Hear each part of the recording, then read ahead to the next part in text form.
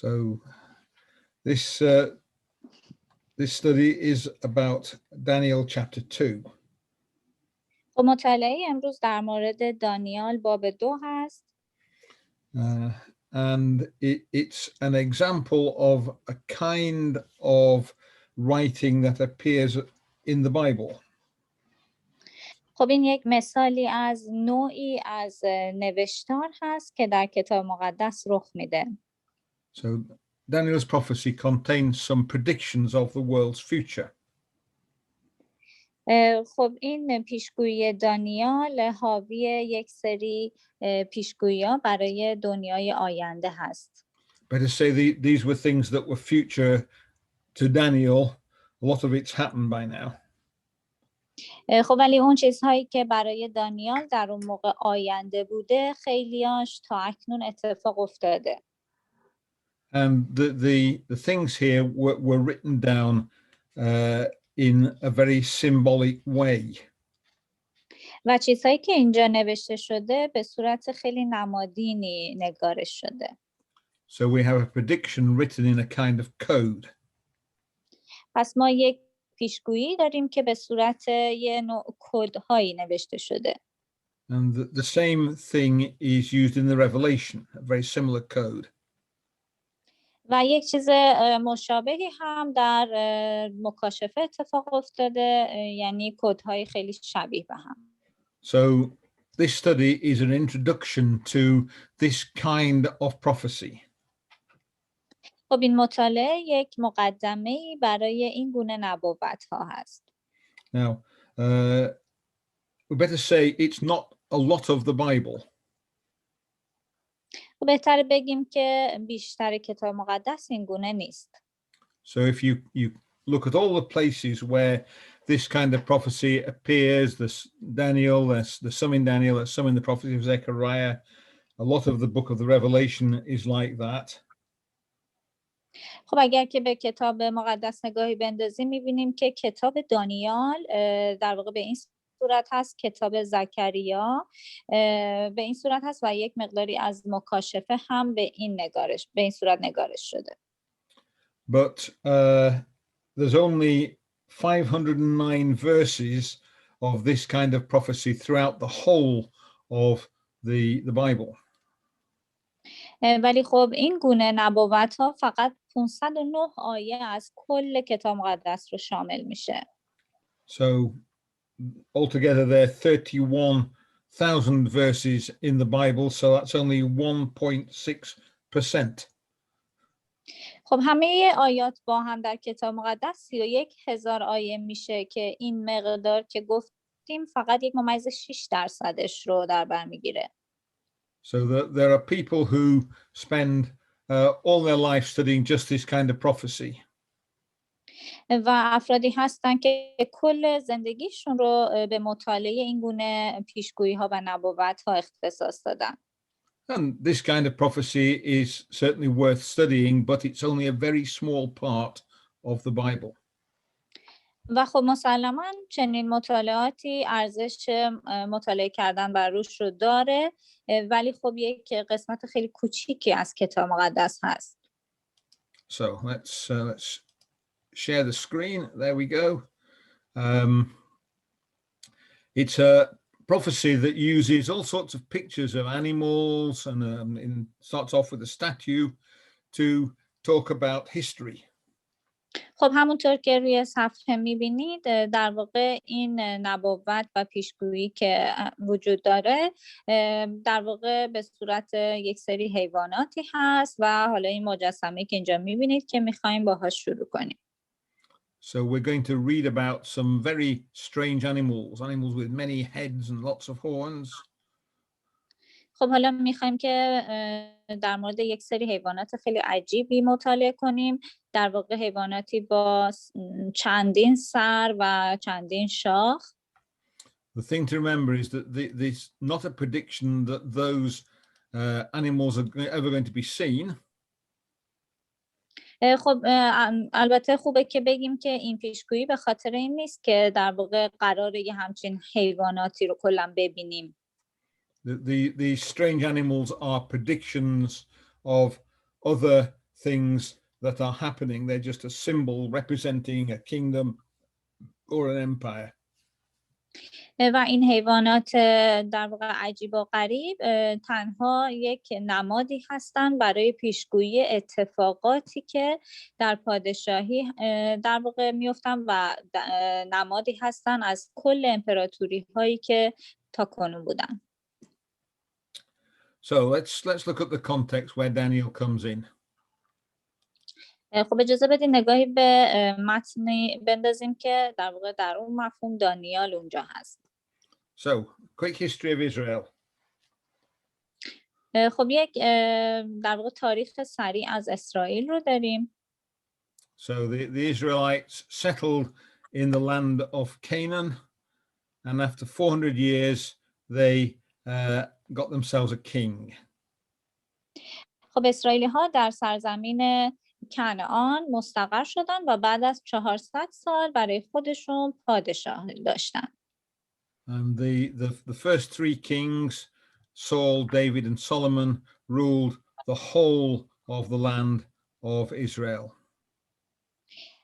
و اولین در واقع سه تا اولین پادشاهش که شاول، داوود و سلیمان بودن کل سرزمین اسرائیل رو فرمانروایی می‌کردن. Although there was always an area towards the south which had Philistines living in it. و همچنین قسمت جنوبی که فلسطینی ها در اون زندگی می‌کردن رو هم در بر داشته. Anyway, the kingdom was then divided into two. The south was called Judah, the north was called Israel. خب به هر حال بعدتر این پادشاهی در واقع به دو قسمت تقسیم شد که جنوبی یهودیه نامیده میشد و شمالی در واقع اسرائیل. And that continued for about another 300 years. و این موضوع به مدت 300 سال دیگه ادامه داشت. Then the Assyrians came and took away the people who lived in the northern kingdom called Israel, took them away as captives to Assyria. و سپس آشوریان اومدن و مردمی که در قسمت شمالی زندگی میکردن رو که اسرائیل نامیده میشد رو بردن و در واقع به اسارت در بردن و به صورت برده به آشور بردن. And 100 years after that, about 600 years before the time of Jesus, the Babylonians arrived and they conquered Judah and took the Jews away to Babylon. و سپس 100 سال بعد از اون اتفاق که میشه 600 سال قبل از میلاد عیسی مسیح، بابلی ها اومدن و یهودیه رو تصرف کردن و با خودشون بردن. And they did this in three campaigns. Each one took a small number of people away until all the Jews had gone. و این اتفاق طی 3 بار لشکرگشایی انجام شد که هر بار یک تعدادی از مردم رو با خودشون، مردم یهودیه رو با خودشون می‌بردن. Daniel was taken away to Babylon in the first of these campaigns. و دانیال هم از طریق اولین لشکرگشایی که انجام شد به اسارت برده شد. So there we go. That's the Assyrian Empire at its greatest extent. خب اینجا که می‌بینید در واقع امپراتوری آشوریان هست به صورت خیلی وسیع خودش. And that was conquered by the Babylonians, collapsed, and the Babylonians became the main empires. The Babylonian Empire, a lot smaller, but still very powerful. که اون در واقع امپراتوری آشوریان توسط بابلی ها در واقع شکست خوردن و گرفته شد که البته امپراتوری بابلی ها یک کمی کوچکتر شد نسبت به آشوریان ولی مجدد باز هم بسیار قدرتمند بودن. And Nebuchadnezzar was the second king of this great Babylonian empire. و نبوکدنصر دومین پادشاه این امپراتوری بابلی ها بوده. And it was Nebuchadnezzar who captured Jerusalem and took away the hostages to Babylon. و این نبوکدنصر بود که در واقع یهودیه رو فتح کرد و گروگانها رو به بابل برد. So if we go to the book of Daniel, and chapter 1 tells us what happened. اگر بریم به کتاب دانیال باب 1 به ما میگه که چه اتفاقی افتاد. So if we read Daniel chapter 1 verses 1 and 2. ممنون میشم یکی از دوستان داوطلب شن و دانیال باب 1 آیات 1 و 2 رو برامون بخونن لطفا. من میخونم. مرسی. دانیال و دوستانش در بابل در سال سوم سلطنت یهویاقیم پادشاه یهودا نبوکدنصر پادشاه بابل به اورشلیم آمد و آن را محاصره کرد. خداوندگار یهویاقیم پادشاه یهودا را به شماری از ظروف خانه خدا به دست نبوکدنصر تسلیم نمود. او نیز آنها را به سرزمین شنعار به معبد خدای خود آورد و ظروف را در خزانه خدای خویش نهاد. So Nebuchadnezzar has conquered Jerusalem and taken away some of the things out of the temple to Babylon. پس نبوکدنصر در واقع اورشلیم رو فتح کرد و یک سری چیزهایی که در معبد بود رو با خودش به بابل برد.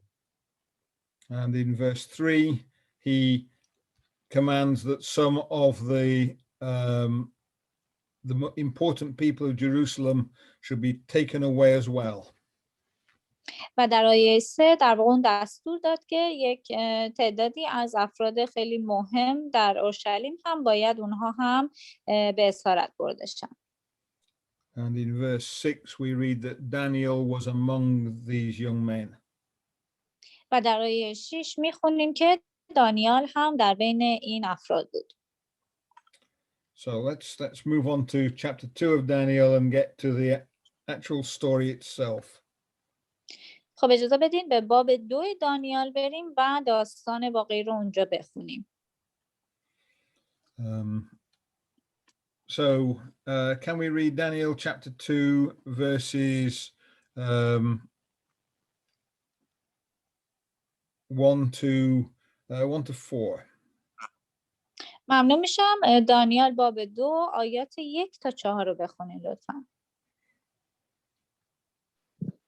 در سال دوم سلطنت نبوکدنصر خوابی دید و روحش پریشان شد و خواب از چشمانش برفت.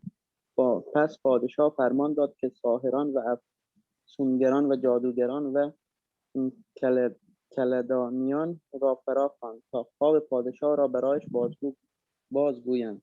آنان آمدند و در پیشگاه پادشاه ایستادند. پادشاه به ایشان گفت خوابی دیدم و روحم برای درک آن پریشان است. آنگاه کلدانیان به زبان آرامی در پاسخ شاه گفتند پادشاه تا به ابد زنده بماند. خواب خود را به خادمانت بازگو تا تعبیرش کنیم. So Nebuchadnezzar's had a particularly important dream. خب نبوکدنصر یک خواب خیلی خاص و ویژه مهمی دیده بود. He knows there's something different about it and it's troubling him. He doesn't understand it. و اون میدونست که یه چیز مهمی در مورد این خواب وجود داره ولی مشکلش این بود که نمیفهمید چیه. So he fetches all his advisors along and they ask him, all right, what's the dream? You tell us what the dream is and we'll interpret it for you. و اون تمام مشاورینش رو در واقع صدا کرد و اونها بهش گفتن که خب تو خوابت رو به ما بگو تا ما بدونیم که خوابت چیه و مفهومش رو بهت بگیم. But the king won't tell them what the dream was. ولی پادشاه به اونها نگفت که خواب چی بود. So if we read verse 5. ممنون میشم آیه 5 رو هم بخونید. پادشاه در پاسخ کلدانیان فرمود حکم من قطعی است اگر خواب و تعبیر آن را به من باز نگویید پاره پاره خواهد شد و خانه هایتان به ویرانه‌ای بدل خواهد گشت. So the king is threatening them. If they can't tell him the dream, then they're going to be killed. خب پادشاه اینجا اونا رو داره تهدید میکنه که اگر اونها نتونن خواب رو به پادشاه بگن کشته خواهند شد. And if you look in verse 8, you can see why the king is doing that. Verses 8 and 9. اگر نگاهی بندازید به آیه 8 و 9 متوجه میشید که چرا پادشاه اینو میگه. ممنون میشم بخونید.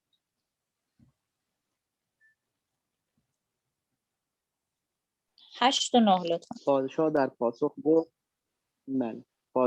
پاسخ گفت یقین دارم که فرصت بیشتر میجویید زیرا میدانید که حکم من قطعی است اگر خواب را به من باز نگویید تنها یک حکم برای شما هست شما تبانی کرده اید که سخنان دروغ و باطل در پیشگاه من بگویید تا موفقیت عوض شود پس خواب را به من بازگویید و من خواهم دانست که آن را برایم تعبیر نیز تواند کرد.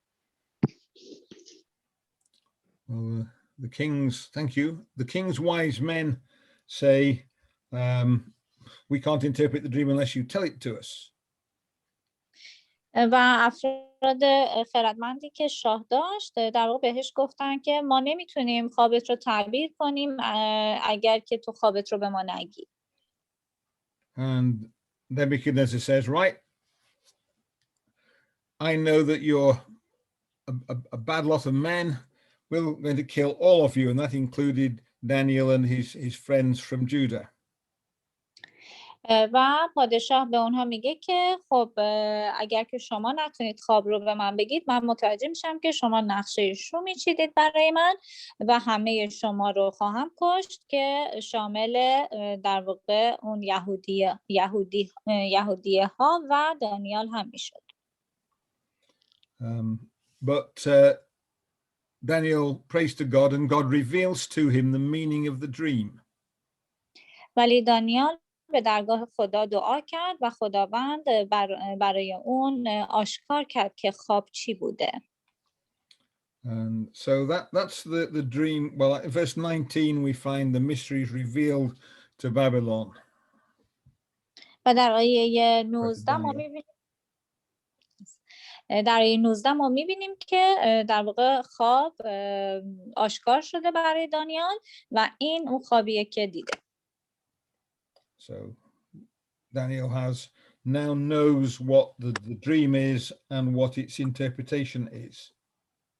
و دانیال الان میدونه که خب اون خوابی که پادشاه دیده چی بوده و تعبیرش چی هست.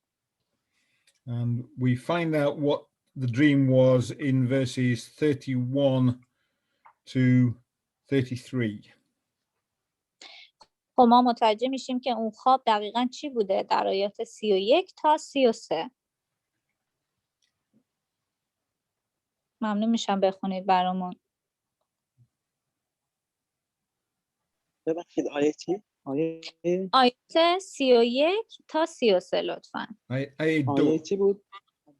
Sorry, Bobado. آیه 31 تا 33. 31 تا 33. Thank you. بله.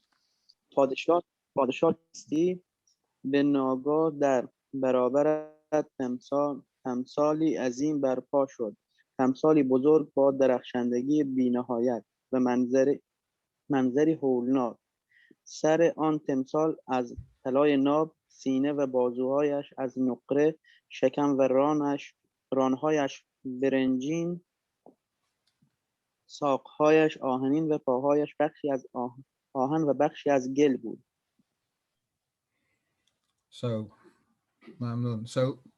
there's a picture of the statue that was seen in the dream by Nebuchadnezzar. خب این تصویر اون مجسمه‌ای هست که نبوکدنصر در خواب دیده بوده. And it's made of four main metals, but the feet are made of the metals mixed with clay. که شامل در واقع 4 نوع فلز مختلف هست که در انتها البته فلز و یعنی آهن و خاک با هم مخلوط هست. So I hope I have the right metals written down there. You Yes, never know with me. خب گفتن امیدوارم که ترجمه رو درست انجام داده باشم. But each of the parts is made of a different metal. The head is gold. The sort of middle bit there is made of bronze, and the legs are made of iron. خب قسمت های مختلف رو میبینیم که با فلز های مختلفی در واقع پوشیده شده. سر از طلا، نیمه در واقع میانی بدن از برنج یا همون مفرق و در انتها قسمت ساق ها از آهن. And then we get an event. The image, the statue is destroyed. و وقتی که در واقع این تصویر رو دید، این مجسمه نابود شد. So could you read verses 34 and 35, please? ممنون میشم. آیات 34 و 35 رو هم بخونید لطفاً. بله. چون می نگریستی سنگی برکنده شد، اما نه به دست بشر و به پاهای آهنین و گلین برخورده آن را خرد کرد. آنگاه آهن و گل و برنج و نقره و طلا با هم خرد شد، همچون کاه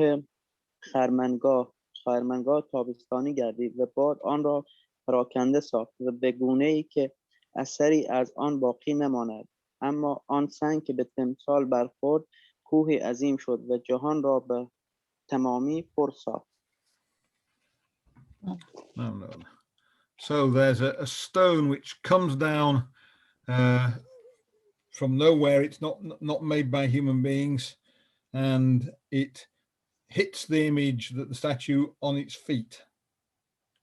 خب یک سنگی که از معلوم نبود از کجا اومده، که البته توسط انسان ساخته نشده بوده و مشخص نبوده از کجا اومده، و وقتی که میاد و میخوره به پای این مجسمه و مجسمه رو نابود میکنه. And the statue collapses. Sadly, my graphics isn't good enough to make it do that, but it breaks into bits and is ground into pieces. و اون مجسمه کاملا نابود میشه و از بین میره و به تکه های خیلی کوچیکی تقسیم میشه که مجدد نمیشده که سر پا بشه دوباره. And the stone grows bigger and bigger and bigger until it fills the whole world. و اون سنگ هی بزرگ و بزرگتر میشه تا زمانی که کل جهان رو در بر میگیره. So we know that's correct. Nebuchadnezzar says, "Yep, that's the dream that I had." خب میدونیم که این درسته و نبوکدنصر هم بهش میگه که درسته، این همون خوابی بوده که من دیدم. So now we want to know what it means. خب حالا ما میخوایم بدونیم که مفهومش چی بوده. And Daniel explains this as well. خب دانیال هم به خوبی این رو توصیف کرد. So let's read verses 37 and 38. خب ممنون میشم. آیات 37 و 38 رو هم بخونید لطفا. پادشاها، تو شاه شاهانی، خدای آسمان ها به تو سلطنت و اقتدار و توانایی و شوکت عطا فرموده است و انسانها را در هر جا که ساکن باشند و جانوران و زمین و پرندگان هوا را به دست تو سپرده و تو را به حکم فرمایی بر همه آنها برگماشته است. آن سر طلایی تویی. So what we have is the head that's made of gold represents Nebuchadnezzar and the kingdom that Nebuchadnezzar ruled over. خب اون چی که ما اینجا داریم سر از طلا هست که نمایانگر در واقع نبوکدنصر و پادشاهیش هست. And of course, that was the kingdom of Babylon. It was a great empire that ruled almost all the world that anyone knew about. و خب مسلما نبوکدنصر فرمانروای در واقع بابلی ها بود که امپراتوری خیلی بزرگی رو داشتن و در اون موقع کل دنیا رو داشت در واقع امپراتوری میکرد. And he says that's not the last kingdom. This kingdom will go and be replaced by other kingdoms. و اون میگه که این پادشاهی آخرین نخواهد بود و این پادشاهی توسط پادشاهی های دیگه در واقع جایگزین خواهد شد. So shall we read verse 39, please? ممنون میشم آیه 39 رو بخونید لطفاً.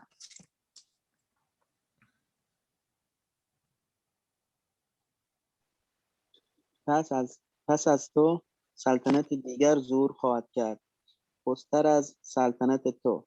سپس سلطنتی سوم از برنج بر همه جان حکمفرما خواهد شد. Right, so we have two more kingdoms there, and that was the Babylonian Empire, ruled over even bits of Egypt. They almost all the whole world that they knew about. But it was followed by another empire, which you all know about, the Empire of the Persians. خب توی اون نقشه که دیدین در واقع فرمانروایی بابل رو نشون میداد که و تعبیر به این صورت بود که 2 تا امپراتوری دیگه بعد از بابل خواهد اومد و توی اون نقشه دیدین که در واقع فرمانروایی بابل یک مقداری از مصر رو هم در بر میگرفت و در واقع فرمانروایی بعدی که بعد از بابل میاد فرمانروایی پرشیا هست. And that was an even greater empire than the Empire of Babylon. و حتی اون فرمانروایی حتی بزرگتر از فرمانروایی بابلی ها هم هست. And it went right out to the east for a very long way.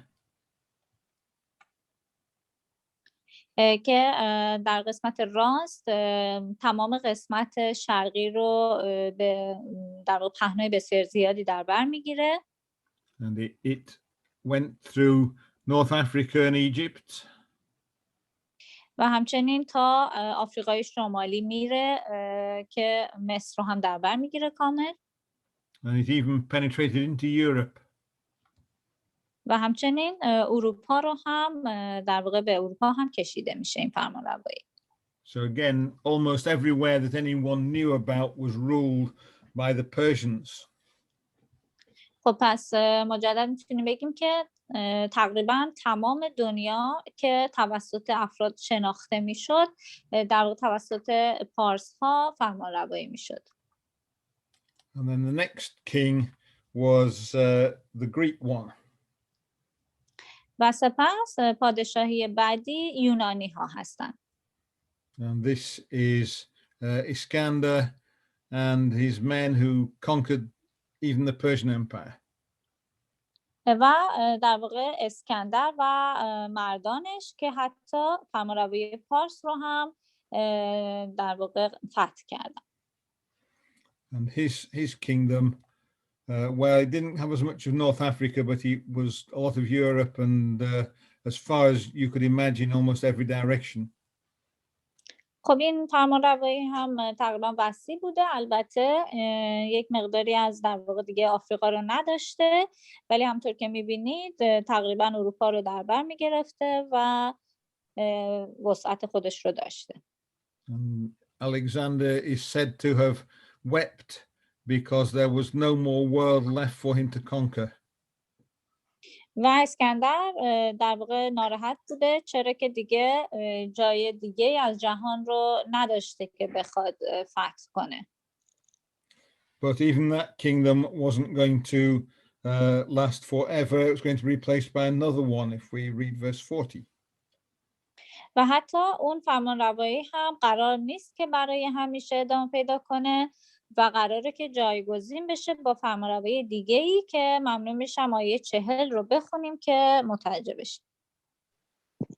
آنگاه سلطنتی چهارم نیرومند همچون آهن خواهد بود، زیرا آهن همه چیز را له می‌کند و در هم می‌شکند.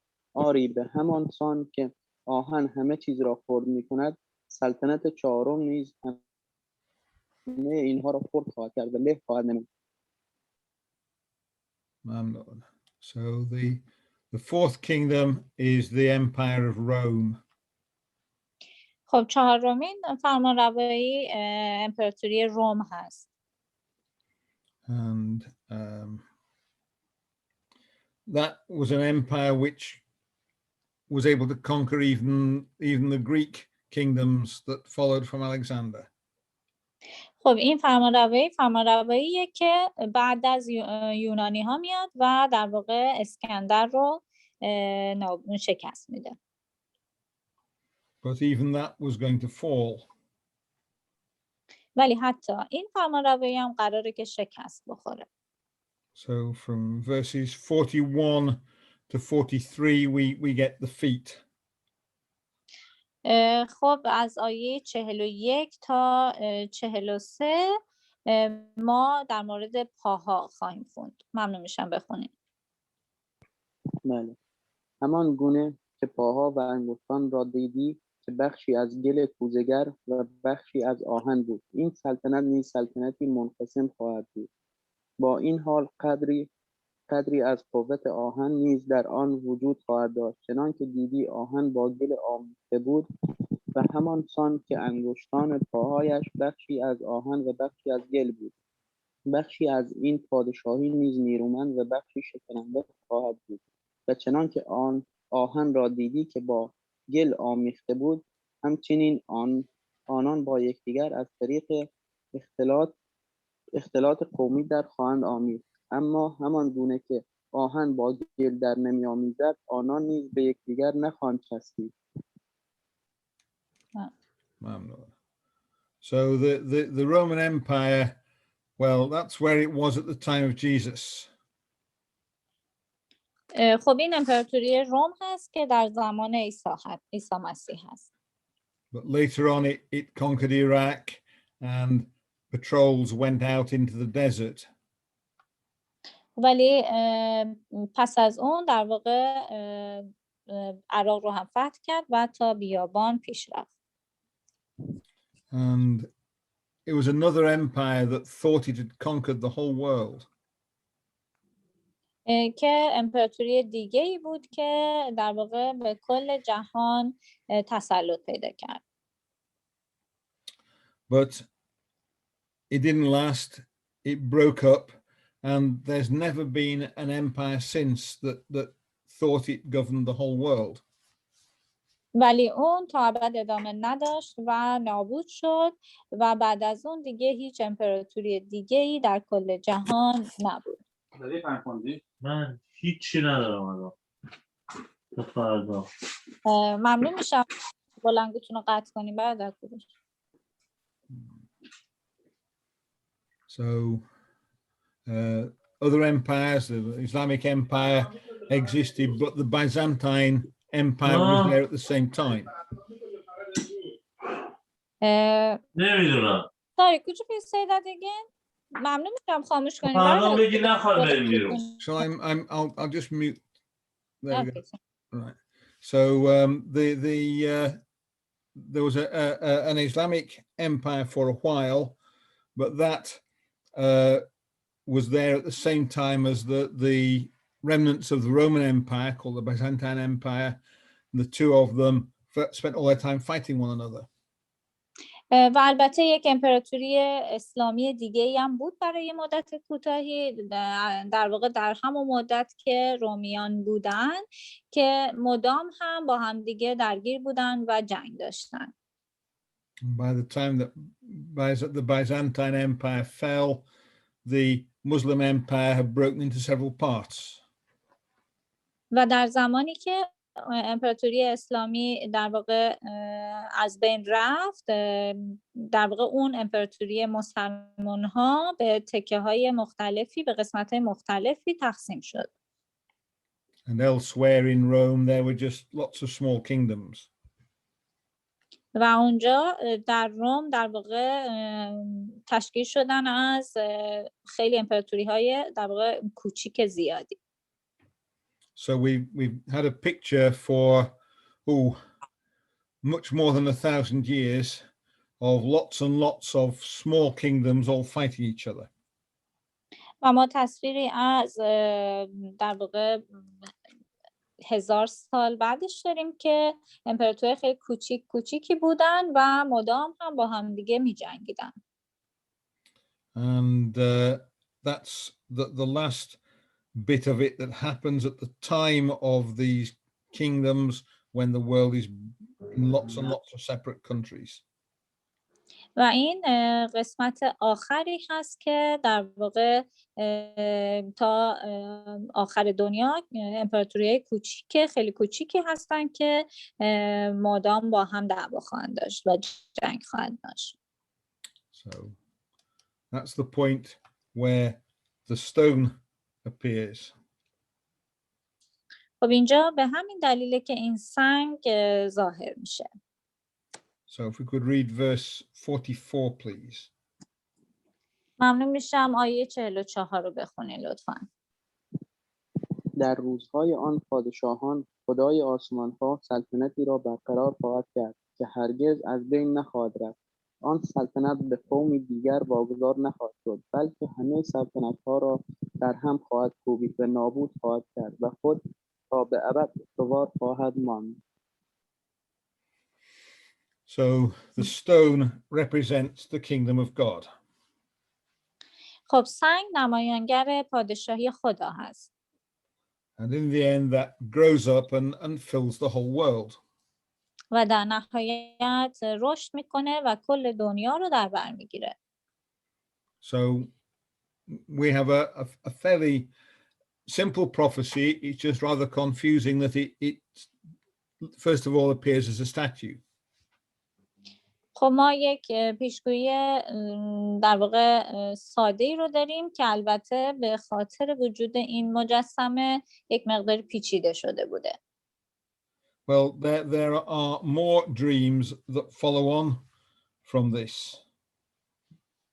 خب ولی رویاهای دیگه‌ای هم که در پس این اومده هم وجود داره.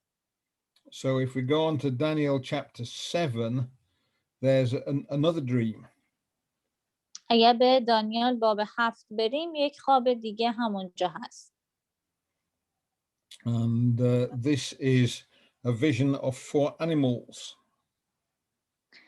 که رویایی از حیوانات عجیب هست. So if we read Daniel chapter 7, verses 2 to 8. ممنون میشم دانیال باب 7 آیات 2 تا 8 رو بخونید لطفاً. دانیال گفت شبانگاه در رویای خود دیدم که 4 باد آسمان دریای بزرگ را به تلاطم در می آورند. آنگاه 4 وحش بزرگ که هر یک با دیگری متفاوت داشت از دریا برآمدند. نخست مانند شیر بود و بالهایش عقاب داشت. آنگاه چون می نگریستم بالهایش کنده شد و او را از زمین برگرفتند و مانند انسان بر 2 پایش برپا داشتند و دل انسان به او دادند. Right. So there we are. That's the dream 4 animals. خب اینجا خوابی که دیده در واقع 4 تا حیوان هستن. So these 4 correspond to the 4 parts of the statue. خب این 4 تا حیوان در واقع نتیجه اون مجسمه هست. And we've got the same story. We've got 4 kingdoms that come one after another. و مجدد همون داستان رو داریم. در واقع 4 تا امپراتوری داریم که یکی پس از دیگری میان. And then when it all breaks up, we have a vision of the kingdom of God. و وقتی که هر 4 تاشون از بین بره ما سپس تصویری از پادشاهی خدا رو داریم. And the 4 animals, we've got the first animal is a lion with wings. خب ما در واقع اولین حیوان رو داریم که به صورت شیر هست که بال داره. And we've got to remember there's never going to be a lion. This is a representation of the kingdom of Babylon. و ما اینو باید به خاطر بسپاریم که این به صورت شیر در واقع نخواهد بود، فقط نمایانگر امپراتوری بابلی ها هست. And that's replaced by another empire, which is a bear. و بعد از اون در واقع اون پادشاهی توسط امپراتوری دیگه‌ای که خرس هست جایگزین میشه. And the bear has 3 bones in its mouth. و این خرس در واقع 3 تا استخون در دهنش داره. And of course the Persian Empire conquered 3 other empires. و خب در حقیقت امپراتوری پارس ها 3 تا امپراتوری دیگر رو از بین میبره. So it conquered the Lydian Empire and the Babylonian Empire and the Egyptian Empire. که در واقع لیبی ها، بابلی ها و مصری ها رو از بین میبره. Third beast is the leopard with 4 heads. جانور سوم یک پلنگ هست با 3 تا ببخشید با 4 تا سر. It's got 4 heads and 4 legs. I'm not very good at 4 wings. I'm not very good at drawing wings or for that matter heads. So you've got to forgive this. خب البته 4 تا سر داره، 4 تا پا داره و بال هم که داره. But 4 is an interesting number to go with the Greek Empire. که این در واقع نمایانگر امپراتوری یونانی ها هست. Because when Iskander conquered the world, he very briefly made it into one empire. چرا که وقتی که اسکندر در واقع اومد خیلی راحت همه اون امپراتوری ها رو به یک امپراتوری تبدیل کرد. But when he died, his generals fought over that empire and it broke into pieces. ولی وقتی که اون مرد در واقع ژنرال هاش اومدن و اون امپراتوری رو به قسمت هایی تقسیم کردن. And it broke really into 4 parts. که واقعا به 4 قسمت تقسیم شد. And 2 of them were particularly big empires, and then there was one which was the sort of ancient Greece that had been before, and then there was a sort of confederation of small kingdoms. خب 2 تا از اونها واقعا بزرگ بودن، ولی خب یکیشون در واقع یک مقداری کوچکتر بود و یکی دیگهشون که اجتماعی از امپراتوری کوچک دیگه بود. But even though there were 4 different areas of government, they were all very much Greek kingdoms. خب ولی حتی اگرچه که قسمت‌های مختلفی داشتن و امپراتوری‌های مختلفی رو در بر می‌گرفتن، ولی همشون برای در واقع امپراتوری یونان بودن. So if you went into a Greek town in Egypt, it would be just like a Greek town in Syria or a Greek town in Greece or one in Turkey. اگر که به شهر یونان در واقع اون شهر برین خیلی شباهت داره به یونان، این شهر یونانی که در ترکیه یا در سوریه هست. And the people in charge of the kingdoms all spoke Greek and married one another. It was one Greek civilization, even though it was in 4 parts. و در واقع مردمی که اونجا تو اون شهر هستن همشون به یونانی صحبت میکنن و با هم ازدواج میکنن و قوانین یونانی رو تبعیت میکنن و همه چیز یونانی هست، اگرچه که در 4 قسمت مختلف وجود داره. The fourth animal is unlike any of the others. It's an animal that looks unlike any animal anyone's ever seen.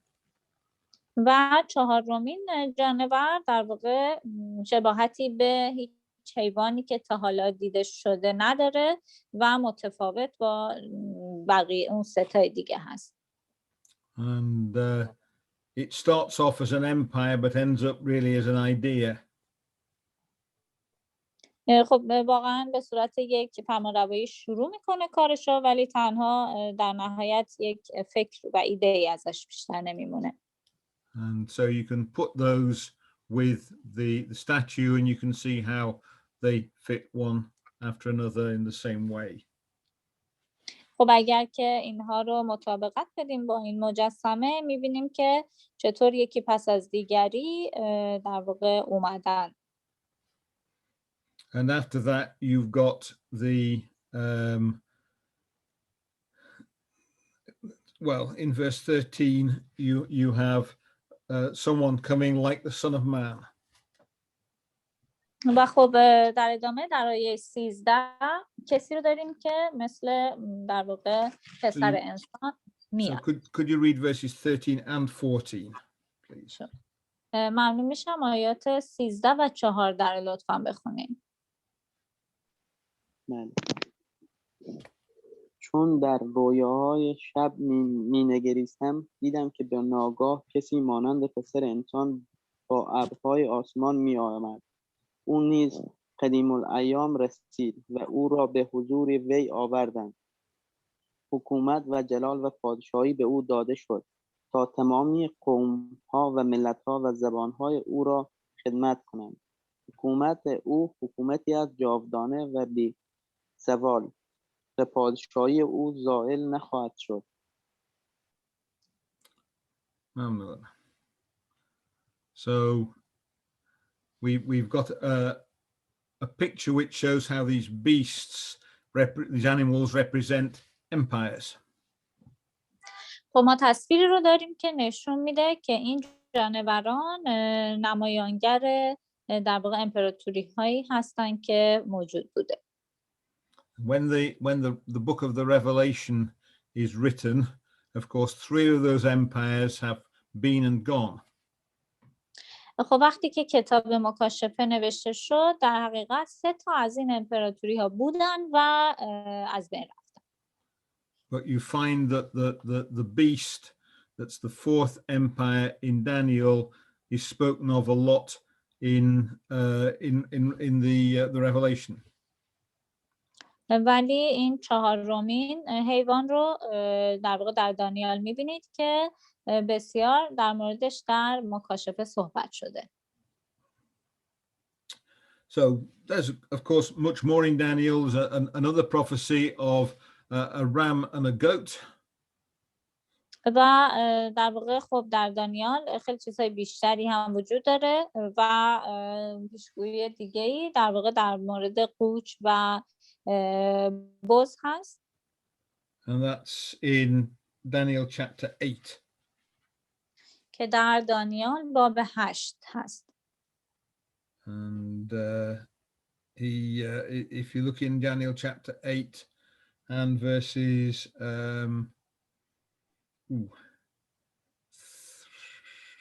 well, it's a big one. I'll just describe it to you. It comes in verses 3 to 10, but I think I'll just describe it for because we're running out of time. Okay. خب که البته از آیه 3 تا 10 هست، ولی خودم براتون توضیح میدم که وقت گرفته نشه. So we have a male sheep which represents the Persian Empire. خب ما یک گوسفند نر رو داریم که نمایانگر امپراتوری پارس هست. And that has two horns, and the Persian Empire usually is associated with things that come in twos. که در واقع 2 تا شاخ داره و معمولاً امپراتوری پارس در واقع به مسائلی که دوتایی مطرح میشد رسیدگی میکرد. And the goat represents the Greek Empire. و این بز نمایانگر امپراتوری در واقع یونانی ها هست. And it's got one big horn represents Iskander. و یک شاخ بزرگ داره که نشان اسکندر هست. And you find that the goat and the sheep fight each other, and the sheep wins. Sorry, the goat wins. The goat wins. و میبینید که در واقع این گوسفند و بز با هم دیگه میجنگن و در نهایت بز برنده میشه. So what we could do, you read Daniel chapter 8 and verses 5 and 6. خب ممنون میشم دانیال باب 8 آیات 5 و 6 رو بخونید لطفاً.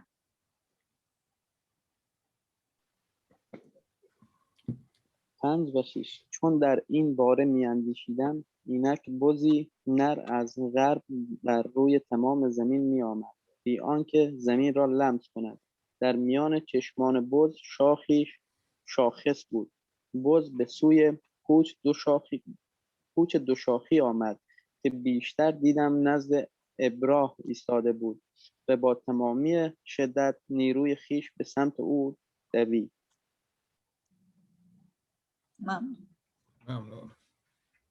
So the Greeks defeat the Persians, but in verse 8 you find that the horn of the goat is broken, just like Iskander died quite young. خب اتفاقی که افتاد یونانی ها در واقع فرمانروایی پارس غلبه کردن، ولی اتفاقی که افتاد در آیه 8 میبینیم که شاخ بز شکسته شد، دقیقا همونطور که اسکندر هم در دوران جوانی کشته شد. Then when the horn is broken, 4 more horns replace it, and just as the Greek Empire divided into 4 bits. و وقتی که اون شاخ شکسته شد 4 تا شاخ کوچیک در واقع جایگزینش شدن، دقیقا همونطور که امپراتوری یونان به 4 قسمت کوچکتر تقسیم شد. Now I know that I'm right about this interpretation because it says so in Daniel chapter 8 and verses 20 and 21. Sorry, 22. Okay. و در واقع این تعبیر این خواب در واقع در آیات 20 تا 22 گفته شده. You could read those, please. ممنون میشم آیات 20 تا 22 رو هم بخونید لطفاً. آن کوچ دو شاخ که دیدی پادشاهان ماد و پارسند. بز پرمویی پادشاه یونان است و شاخ بزرگ در میان چشمانش نخستین پادشاه. 4 شاخی که پس از شکسته شدن آن شاخ در جایش برآمدند. 4 حکومتند که از قوم او اما نه به قدرت او برخواهند خواست. So what happens is that the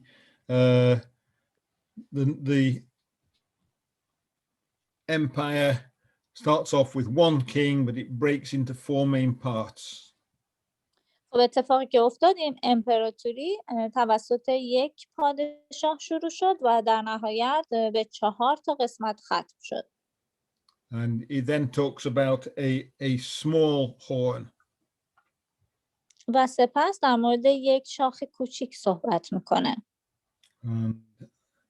We're now starting to get into detail. This probably represents one of the kings of that area at the time, a chap called Antiochus Epiphanes.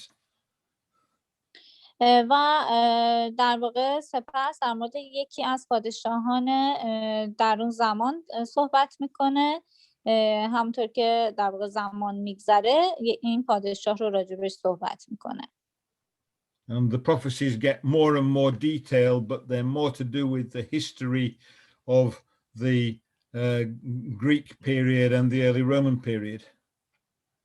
و این پیشگویی یک مقدار با جزئیات بیشتر در واقع در مورد دوره یونانی ها و دوره رومی ها صحبت میکنه. And unless you are great students of the histories of the Greek Empire and how it fell to the Romans, takes a lot of study to understand what it's about. و اگر که در واقع شما دانشجوی خوبی باشین برای تاریخ یونانی ها، اون موقع است که باید بتونید که در واقع بیشتر مطالعه داشته باشین برای فهمیدن امپراتوری رومی ها. And I better say that I have a slight idea about it, but I'm not an expert. و بهتره من بگم که من یک کمی در این مورد میدونم ولی در این مورد در واقع حرفه‌ای نیستم. But the point is that we have an idea from Daniel as to how these symbolic prophecies can be understood. خب ولی نکته اینجاست که ما از این در واقع تعبیراتی که در دانیال هست میتونیم بفهمیم که چه پیشگویی هایی در واقع شده و چی انجام میشه. So, three things. First of all, Daniel gives us an introduction to this kind of prophecy. خب سه تا چیز الان وجود داره. اولی که دانیال در واقع مقدمه‌ای برای این گونه پیشگویی ها آورده.